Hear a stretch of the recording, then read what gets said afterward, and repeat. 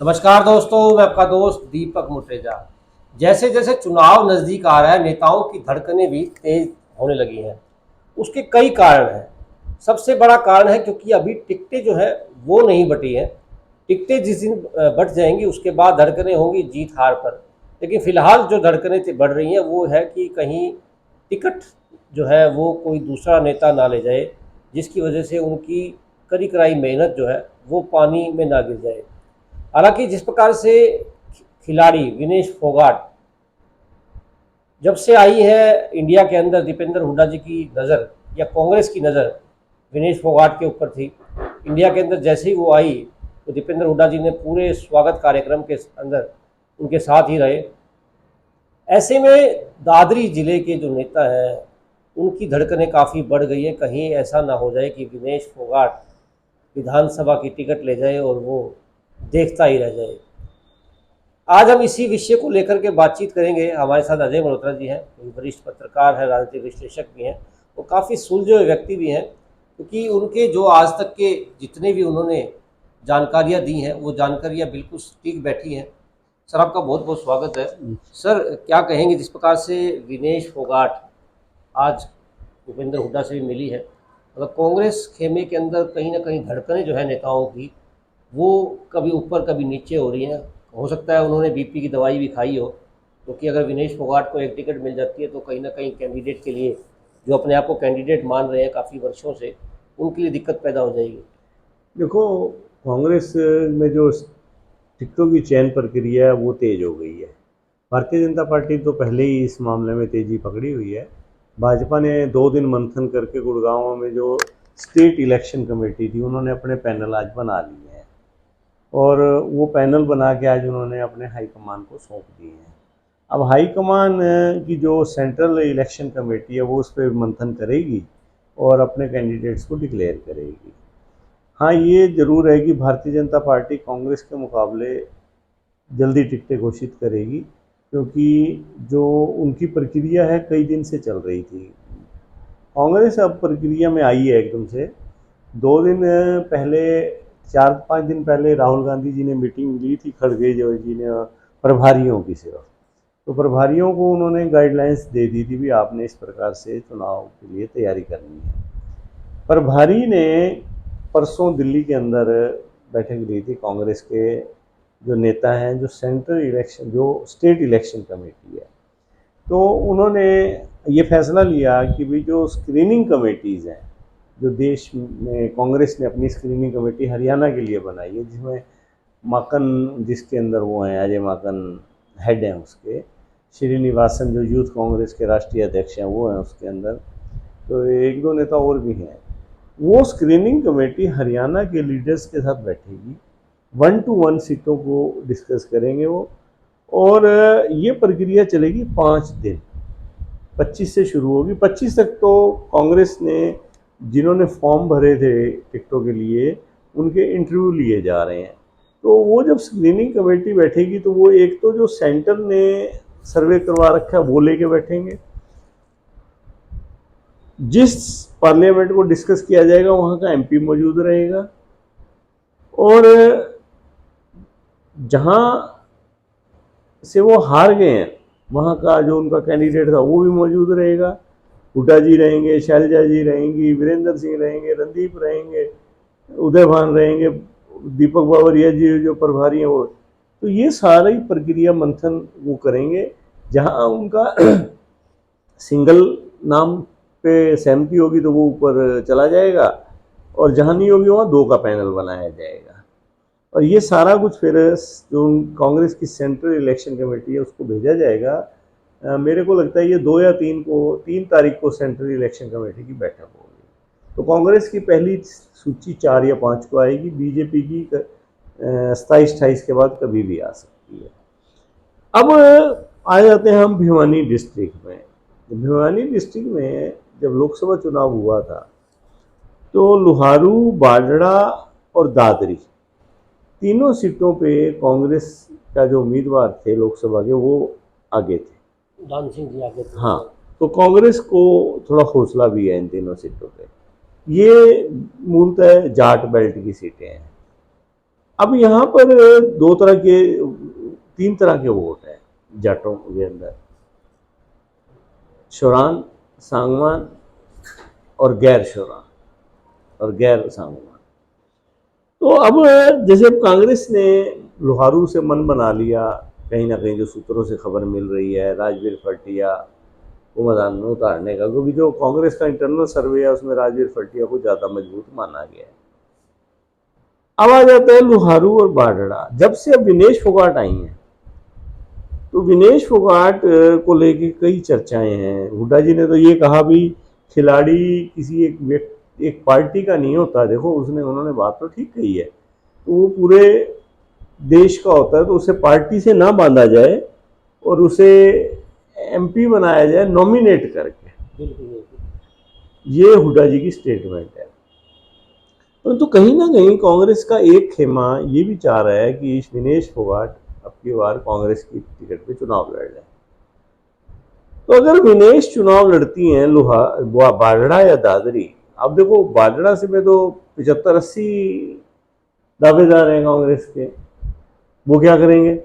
उनकी धड़कनें। हाँ, और दादरी में अब कई लोग ऐसे हैं, जैसे मनीषा सांगवान हैं, आपके अनिल धनखड़ हैं, आपके अजीत फोगाट हैं, धर्मपाल सांगवान हैं, इधर से परमार हैं, सुरेंद्र परमार, फिर आपके इसका नाम क्या है, रबू हैं।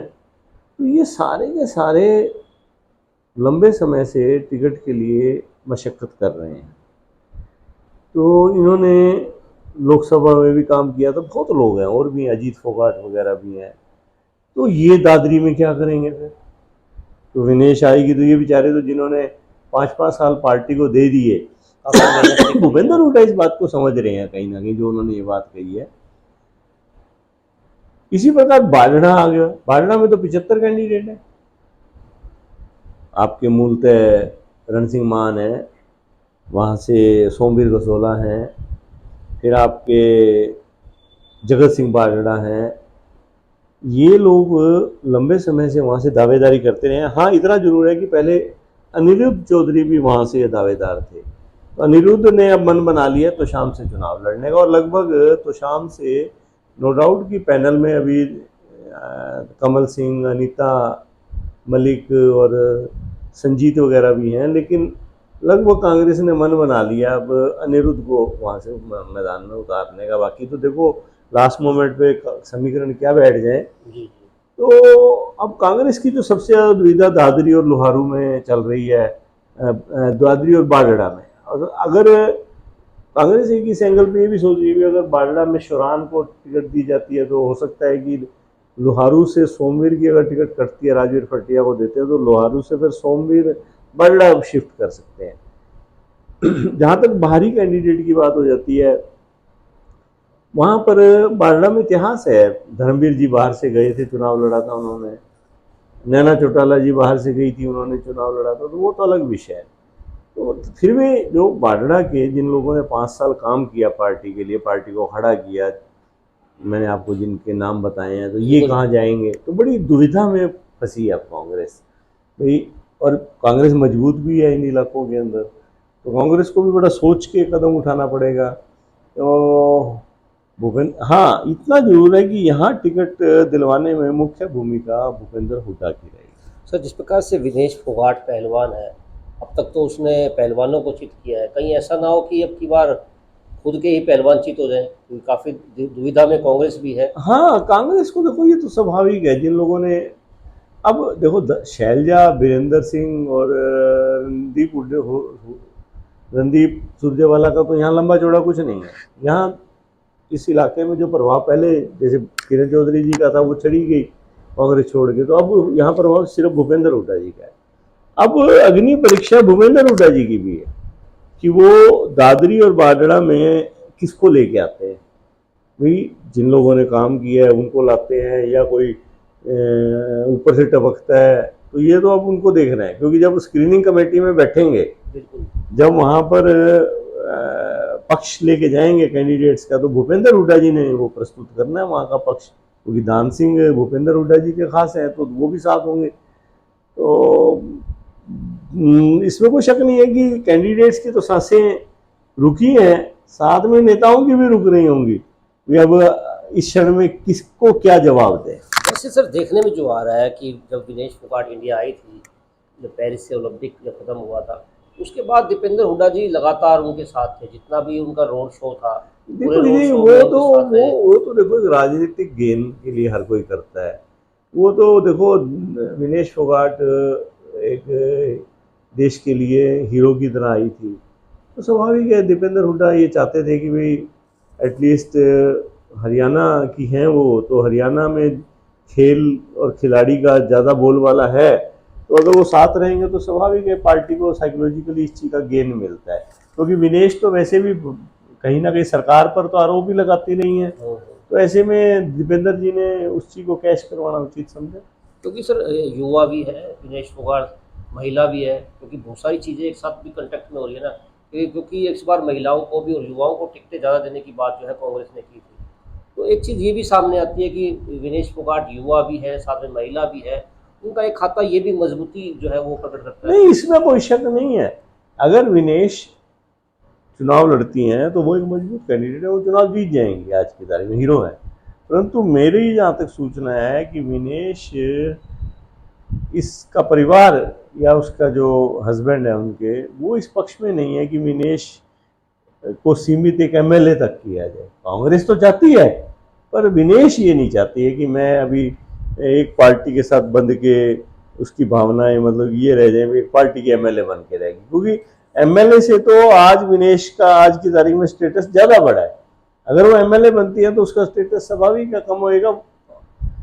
अब विनेश तो अभी तो नहीं चाहती है इस चीज़ को, परंतु कांग्रेस कितनी कामयाब होती है, क्योंकि विनेश आज जैसा कि सोशल मीडिया पे सूचना आ रही है, शाम को सोनिया गांधी जी से भी मिलेंगी, प्रियंका गांधी जी से मिलेंगी। उनके जहन में क्या है विनेश के, ये तो बाद में पता चलेगा। तो देखो अब पत्ते खुलने हैं, अभी समय लगेगा। अगर कहीं ना कहीं धड़कनें जो है वो नेताओं की बढ़ी हुई हाँ, है, बिल्कुल बढ़ी है। जब तक वो मना नहीं कर देते बाजवा के तो या आप देखो 75 के 75 कैंडिडेट जो जिन्होंने दरखास्त दे के बार बार फोन करके अपने दूर के दोस्तों से दिल्ली में, चंडीगढ़ में, भिवानी में बार बार पूछ रहे हैं जी टिकट किसको मिलेगी, हमारी है कि नहीं है टिकट। माला जप रहे हैं। हाँ, विनेश फोगाट मना कर देते हाँ, वो बेचारे तो देखो बहुत ज्यादा डेस्परेट है, उन्होंने मेहनत भी बहुत करी है। बाजवा से तो कांग्रेस जीती है 27-28 हजार वोटों से, तो वो तो चाहेंगे भी हमारे को टिकट मिले। तो क्या लगता है सर आपको, कांग्रेस कितना मन बना चुकी है या क्या सोच रही होगी? क्योंकि हालांकि जो पैनल बना हुआ है, पैनल में ये जो क्षेत्र है वो हुड्डा साहब के निर्णय के ऊपर ही ज़्यादा रहेगा, क्योंकि हुड्डा साहब पहले भी कह चुके हैं कि इनको राज्यसभा के लिए नॉमिनेट करना चाहिए। नहीं, हुड्डा साहब मेरे को लगता है मैच्योर पॉलिटिशियन है, हुड्डा साहब नहीं चाहेंगे कि विनेश चुनाव लड़े। हो सकता है कि गांधी परिवार चाहता हो या कांग्रेस के और लोग चाहते हो, तो तभी तो हुड्डा साहब ने बड़ी नपी तुली स्टेटमेंट दी है कल, भाई विनेश को राज्यसभा में नॉमिनेट करके भेजा जाए। ये बड़ी देखो आप कैलकुलेटिव स्टेटमेंट है उनकी, मतलब पाले में गेंद भी फेंक दी और हाँ, अपने आप को मजबूत। उन्होंने कहा जैसे उन्होंने एग्जाम्पल दिया जैसे तेंदुलकर को बनाया गया था वैसे विनेश को बनाया जाए।